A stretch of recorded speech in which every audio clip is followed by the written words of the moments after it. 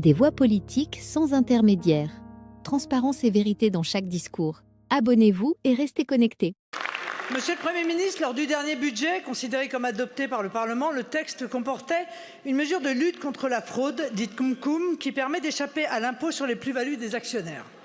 Cette mesure, également proposée dans le contre-budget du RN à l'automne, permet de récupérer 2 milliards d'euros, ce qui, vous en conviendrez, n'est pas à négliger par les temps qui courent. Or, notre collègue Husson, rapporteur du budget au Sénat, vient de révéler que Bercy, malgré les alertes écrites d'une partie de l'administration, avait pris un texte d'application contraire à la loi votée sous la pression du lobby bancaire. Monsieur le Premier ministre, cette annonce pose 2 problèmes démocratiques majeurs. D'une part, le respect du vote du Parlement en tant que représentation de la souveraineté nationale et d'autre part, le respect de la juste contribution de tous à l'impôt tel que garanti par la Déclaration des droits de l'homme de 1789. Dans notre État de droit, ce ne sont ni les lobbies, ni les hauts fonctionnaires qui votent la loi, mais le Parlement.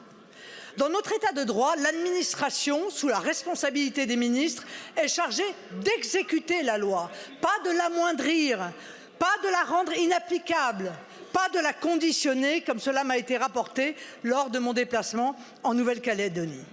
Dans notre État de droit, c'est le politique, tirant sa légitimité du vote des Français, qui décide. Dans notre pays, c'est l'intérêt général, le bien commun qui doit prévaloir et non les intérêts particuliers. Monsieur le Premier ministre, comment allez-vous refaire de la défense de l'intérêt général la ligne directrice de vos politiques? Plus concrètement, votre ministre de l'économie a-t-il, oui ou non, pris une décision contraire à la volonté du Parlement?